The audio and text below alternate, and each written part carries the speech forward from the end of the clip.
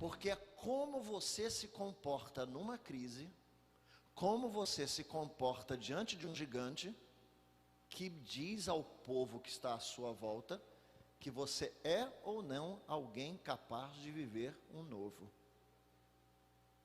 Porque não é o que você fala no púlpito, não é o que você fala para todo mundo. Eu vou repetir uma coisa que eu sempre repeti, tem muito tempo que eu não repito.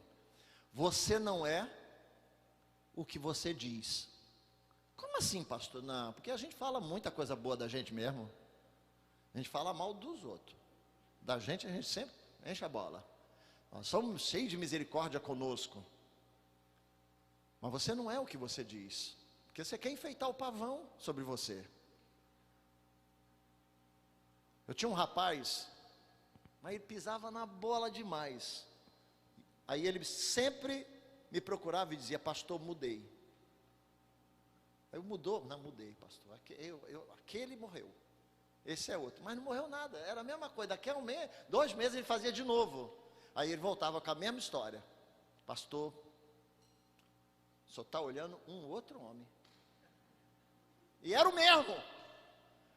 Então assim, você pode dizer o que você quiser de você, né? Tem gente que vem se apresentar para mim, que chega de novo na igreja e diz: pastor, eu sou maravilhoso, eu fiz isso, eu fiz aquilo, eu sou isso, formado naquilo e tal, todo mundo me ama, todo mundo me quer, todo mundo, olha, me chama de meu amor, e blá, blá, blá. Mas o negócio não é o que você diz, é o que você faz todo dia e principalmente diante de uma crise.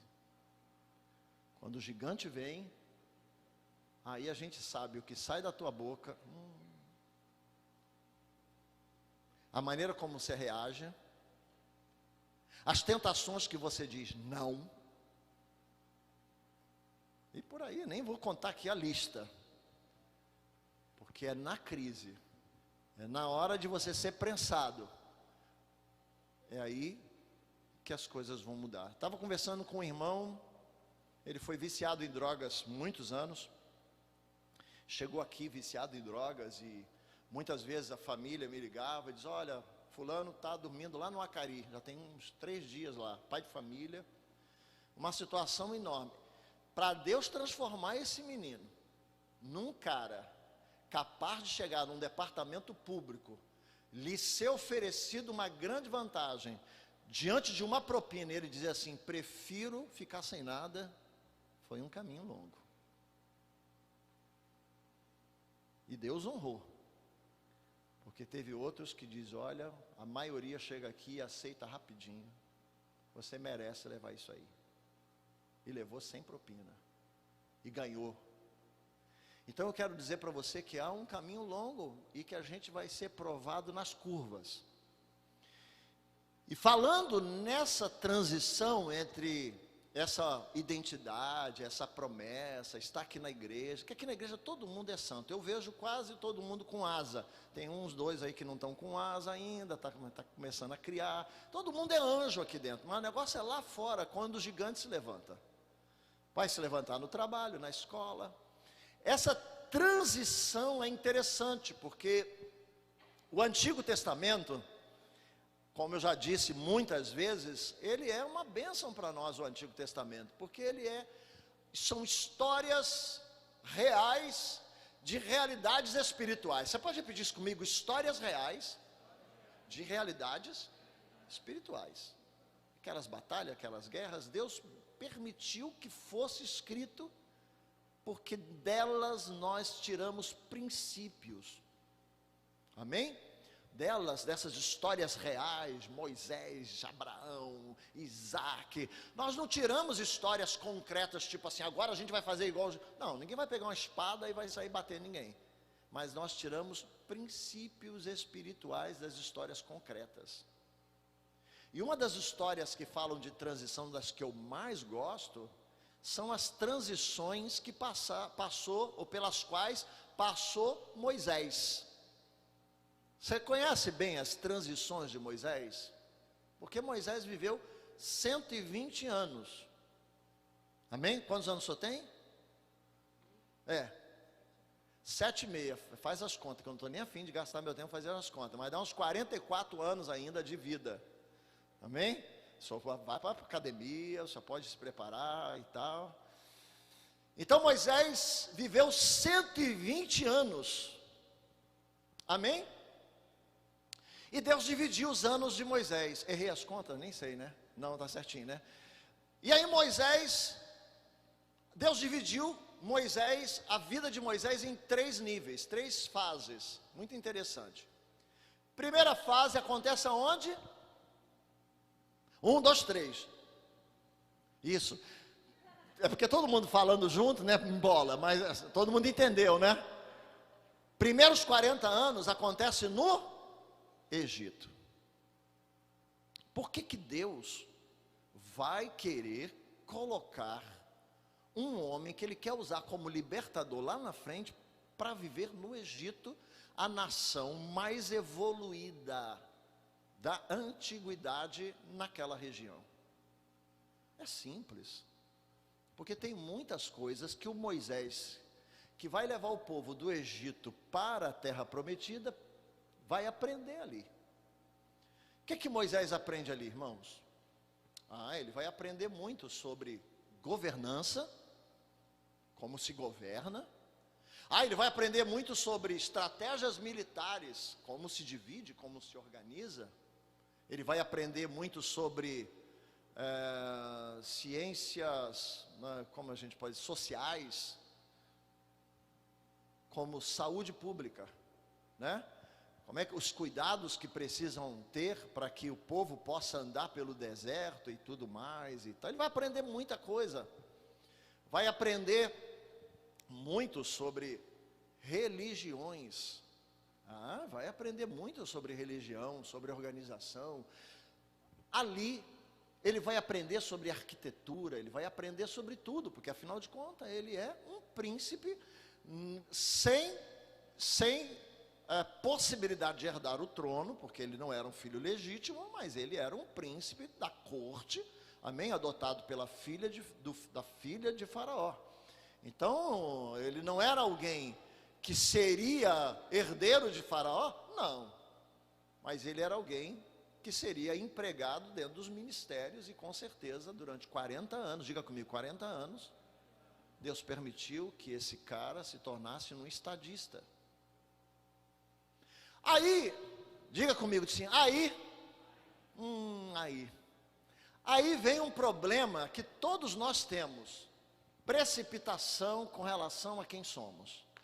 Aí ele diz assim: esse cara sou eu, não é?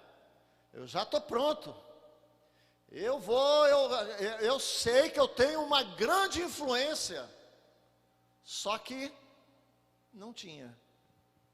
Ele vai visitar os hebreus, encontra lá um egípcio maltratando o hebreu, ele faz lá, né, uma forma de liquidar o egípcio, esconde o corpo do egípcio, e depois então os próprios hebreus começam a dizer: nós vamos te entregar, mais ou menos isso, estou, né, dando uma geral aqui, nós vamos te entregar aos egípcios, porque nós vimos o que você fez.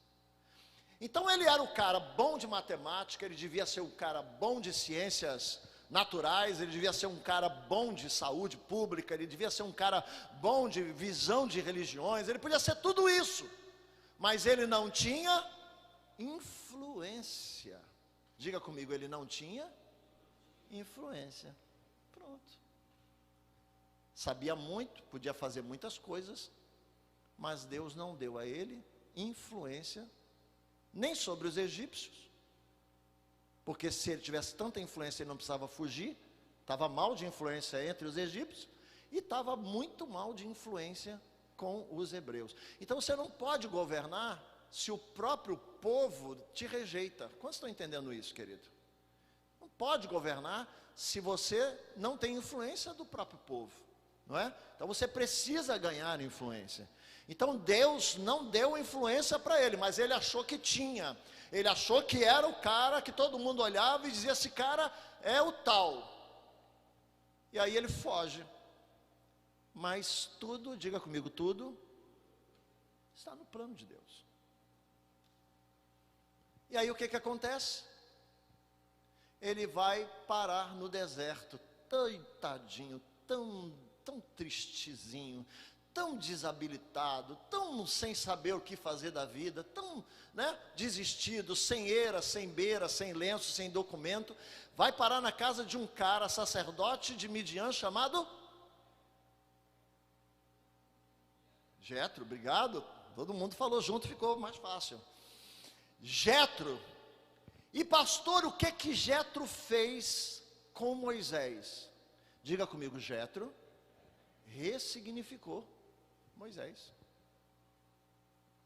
Agora não é mais espada, lança ou qualquer tipo de cetro, mas é só um cajado agora. Você vai ganhar a vida como pastor de ovelhas. Agora você não anda mais em palácios, anda em tendas. Você não anda mais nas ruas do Egito, mas pelos caminhos do deserto.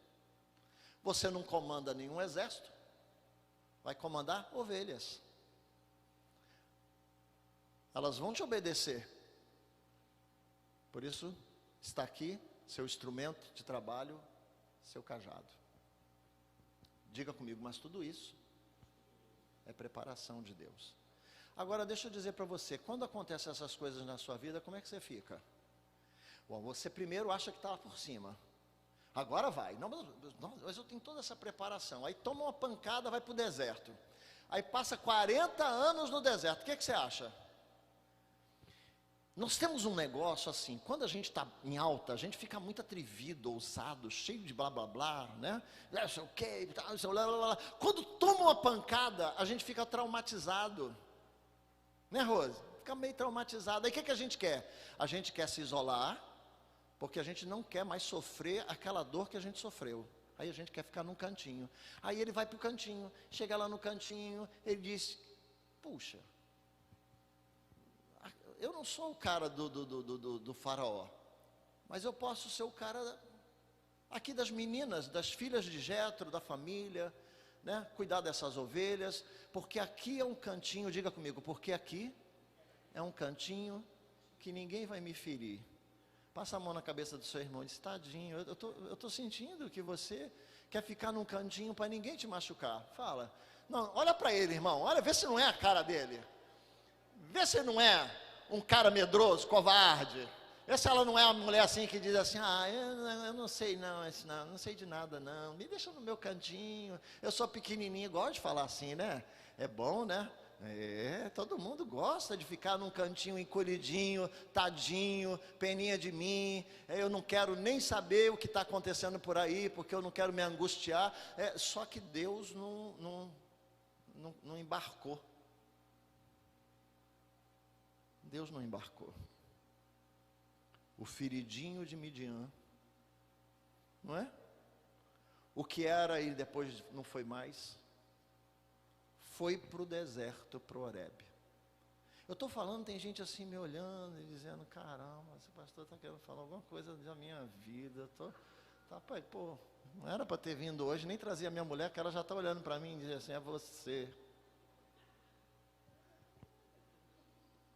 Aí você fica contando aquelas histórias. Eu imagino até que Moisés deve ter contado, eu já fui alguém, né? Eu já fui valente, eu já viajei, eu já fui. E por que você não é mais, Moisés? Não, essas coisas não me interessam mais. Por que não interessam mais? Porque doeu, mas ele não vai dizer.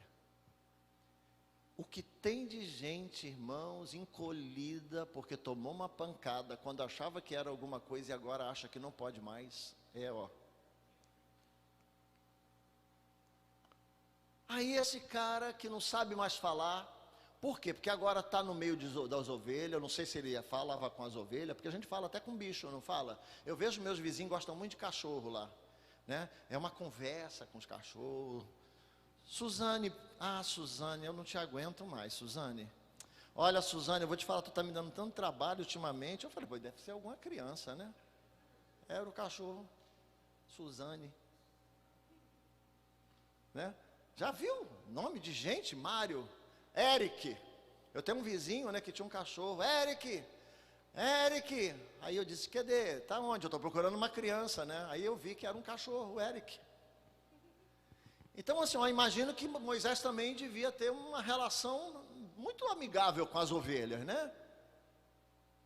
Porque quando ele vai para o Horebe, Deus olha o improvável. 40 anos de deserto, ele está pronto. A pergunta é, como é que o cara com 40 anos de Egito, depois 40 anos de deserto, está pronto? O que que Deus está nos dizendo, irmãos? Agora vamos puxar para cá. O que que Deus está falando conosco? O que que Deus está falando conosco? Primeiro, que Ele não despreza tudo que você conhece, que você sabe, que você aprendeu. Beleza, ótimo. Deus vai usar isso? Vai. Deus não usou Saulo? Usou. Então tudo que você aprendeu, Deus não descarta. Tudo que Deus permitiu que você aprendesse, Deus não descarta. Porque Deus pode usar. O que Deus pode usar, Ele vai usar. Você está entendendo isso, querido? O que Deus permitiu que você aprendesse no tempo do Egito, Deus vai usar. Mas não vai usar do jeito que você acha. Porque você acha que para Deus usar, você tem que estar no controle. E aí Deus quer que você perca o controle e deixe que Ele tenha controle.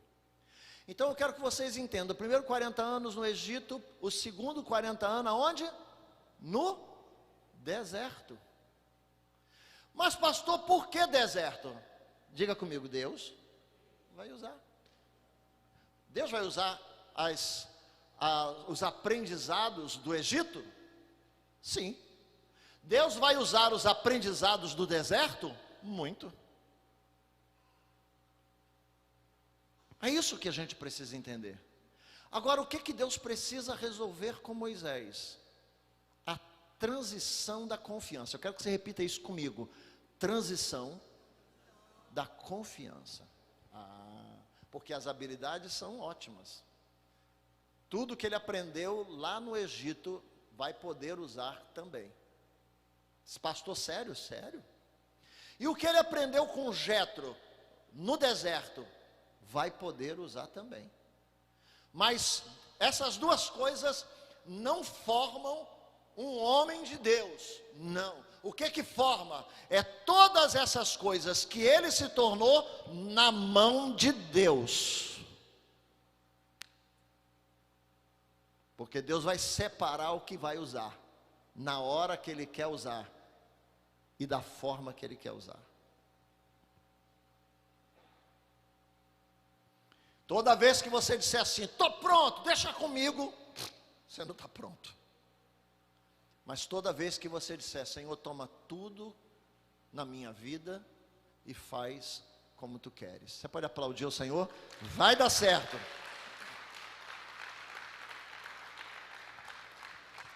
O segredo de Deus trazer tudo que você já viveu e que é bom, é você aprender a estar no controle dele. Eu me lembro que alguns anos atrás, talvez uns 2 anos atrás, eu preguei aqui sobre o cajado de Moisés. Alguém estava aqui? Eu arrumei um cajado, nem sei que aquele cajado, né? E jogava o cajado no chão. Então eu vou usar um pouco daquela memória para a gente aqui. Moisés vai para o Monte Horebe. Olha que coisa interessante. Pastor, no Monte Horebe, Deus vai falar com ele, Deus vai falar com ele no Monte Horebe. Por quê? Porque Deus vai usar. Eu acho isso incrível. Deus vai usar o Monte Horebe? Vai usar, porque é no Monte Horebe que ele vai passar para outra fase. Tem a fase do chamado no Monte Horebe, ele vai para o Egito, quando volta tem a fase do quê? Do amadurecimento no Monte Horebe.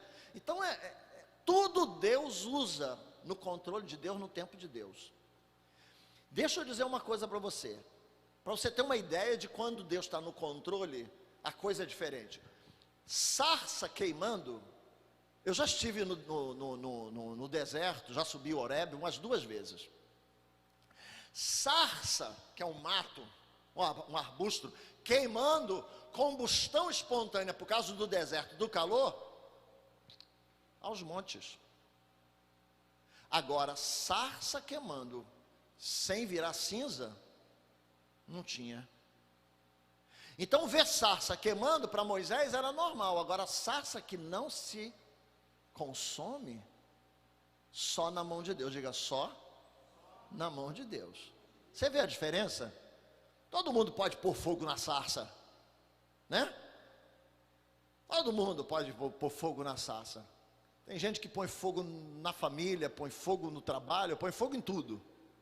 Todo mundo pode pôr fogo na sarça, mas ninguém pode fazer o que Deus faz: pôr fogo e manter viva.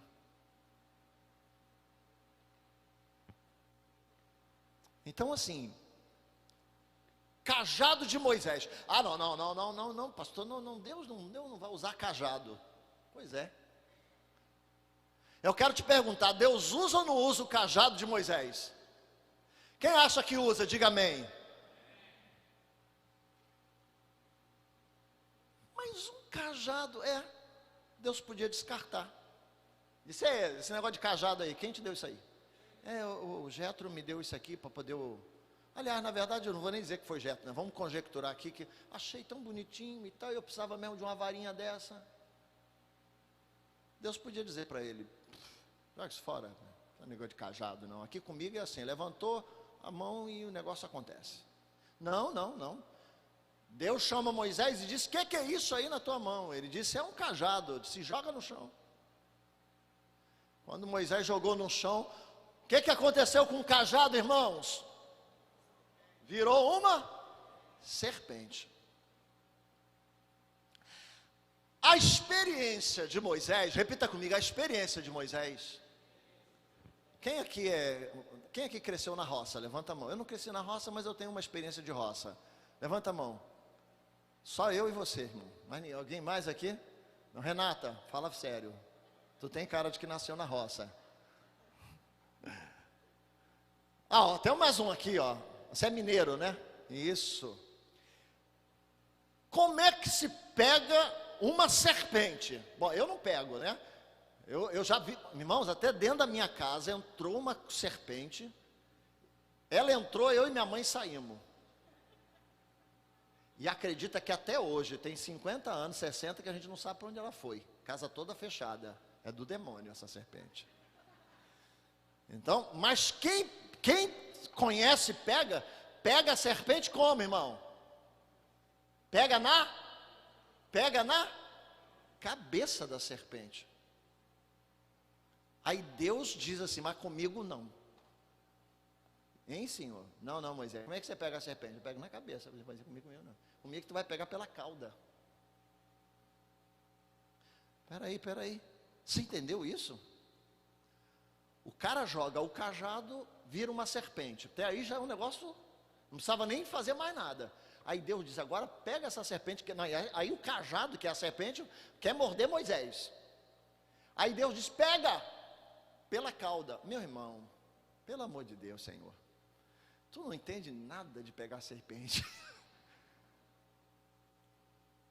Como é que vou pegar uma serpente? Vou tomar-lhe uma mordida na serra, não tem... Irmãos, é igual 2 e 2 é 4. Deus pega pela cauda. O que Deus está dizendo para Moisés? Toda a sua experiência, tudo do jeito que você fazia antes, não quer dizer nada quando eu estou no controle, porque eu faço diferente. Eu faço a sarça não se queimar e mando pegar a serpente pela cauda e dá certo. Não tenta fazer não. Diga para o seu irmão assim, não faça isso em casa. Tire as crianças.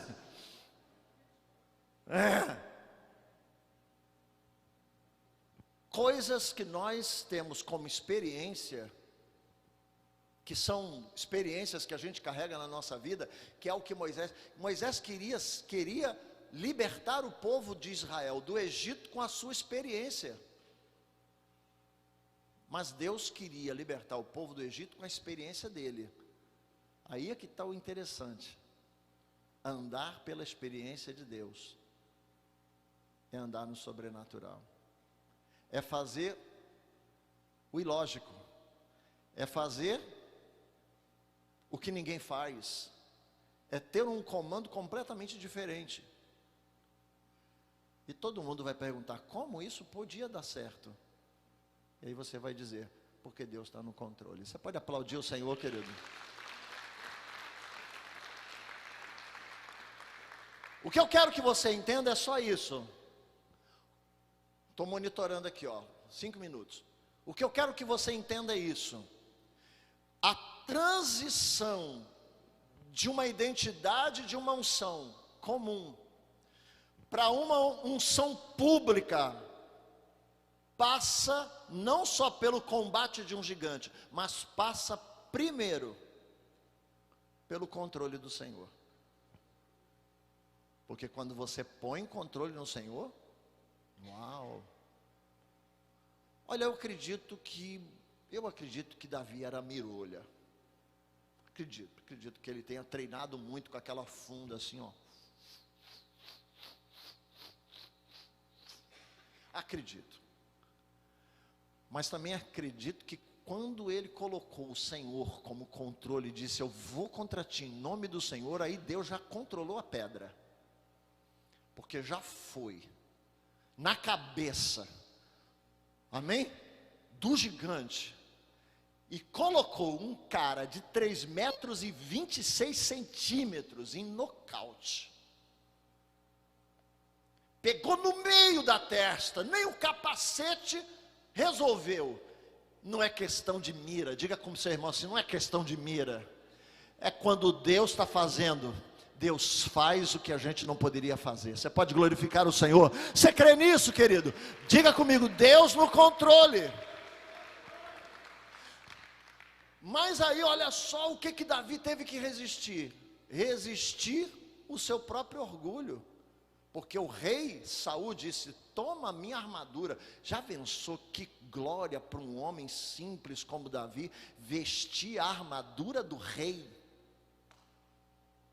Posso dizer uma coisa para você? Toda vez que Deus estiver para assumir controle na sua vida e você estiver quase entregando, vai chegar um Saul para te entregar alguma coisa que te deslumbra.